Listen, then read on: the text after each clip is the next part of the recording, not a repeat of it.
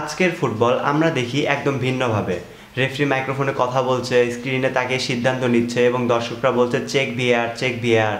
কিন্তু ফুটবলটা একটা সময় এরকম ছিল না, একটা সময় ছিল অনেক সহজ। তখন ছিল না কোনো ক্যামেরা, ছিল না কোনো রিভিউ, ছিল শুধু একজন রেফারি আর তার চোখ যা দেখছে সেটাই ছিল চূড়ান্ত সিদ্ধান্ত। আজকের ভিডিওতে আমরা জানবো ভিএআর আসার আগে ফুটবল আসলে কেমন ছিল আর কিভাবে এক একটা ভুল সিদ্ধান্তই ছিল ইতিহাস বদলে দেওয়ার কারণ। ভিএআর আসার আগে ফুটবলের রেফারি, আগে রেফারির হাতে ছিল একটাই ক্ষমতা, হুইসেল আর কার্ড। দুই লাইসম্যান সহ তারা মিলে সিদ্ধান্ত নিতেন। তখন ক্যামেরা থাকলেও সেটা ছিল শুধু সম্প্রচারের জন্য, রেফারির সহায়তার জন্য নয়। ভাবুন তো, একটা ম্যাচে যদি বল গোল লাইন পেরিয়ে যায় কিন্তু রেফারিরা দেখতে না পায়, তাহলে সেটা গোলই নির্বাচন করা হতো না। কোনো রিপ্লাই নেওয়ারও প্রসেস নেই, কোনো সেকেন্ড ওপিনিয়নও নেই। দর্শকরা চিৎকার করলেও, খেলোয়াড়রা প্রতিবাদ করলেও রেফারি বাসেই ছিল একমাত্র সিদ্ধান্ত।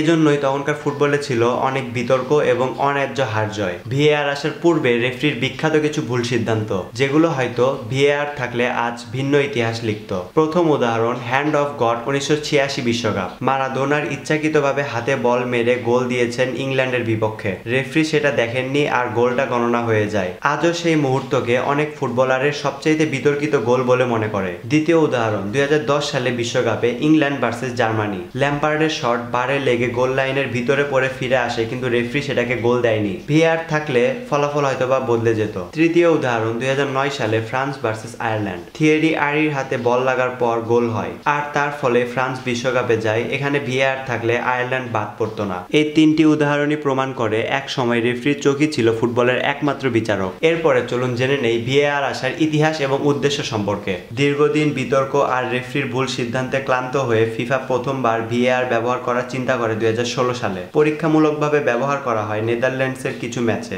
আর 2018 সালে রাশিয়া বিশ্বকাপ থেকে অফিসিয়ালি ভিএআর চালু হয়। ভিএআর এর মূল লক্ষ্য ছিল স্পষ্ট ভুল সিদ্ধান্তগুলোর সংশোধন করা, অর্থাৎ গোল, পেনাল্টি, রেড কার্ড বা ভুল পরিচয়ে কার্ড দেখানো হলে এক্ষেত্রে রেফারি যেন ভিডিও রিপ্লে দেখে সঠিক সিদ্ধান্ত নিতে পারেন। ভিএআর আসার পরে ফুটবলে এসেছে নতুন ধরনের শৃঙ্খলা, পাশাপাশি নতুন ধরনের বিতর্কও বটে। এখন রেফারি জানে তার সিদ্ধান্ত আবার যাচাই হবে, তাই অনেক সময় তিনি দ্বিধায় থাকেন যে ফাউল দিবে নাকি না দিবে, অথবা ভিএআর এর জন্য অপেক্ষায় থাকে। ভিএআর ফুটবলের ন্যায্যতা এনেছে কিন্তু খেলার গতি কমিয়ে দিয়েছে। অনেক সময় গোলের পর আনন্দ শুরু হওয়ার আগেই সবাই তাকিয়ে থাকে ভিএআর চেক করবে কিনা। তবুও এই কথা মানতেই হবে, এখনকার ফুটবলে অন্যায় সিদ্ধান্ত অনেক পরিমাণে কমে গেছে। তাহলে প্রশ্ন হলো, ভিএআর আসার পরে ফুটবল কি আরো ন্যায্য হয়েছে নাকি আগের সেই মানবীয় ভুলগুলোই বেশি বাস্তব ছিল?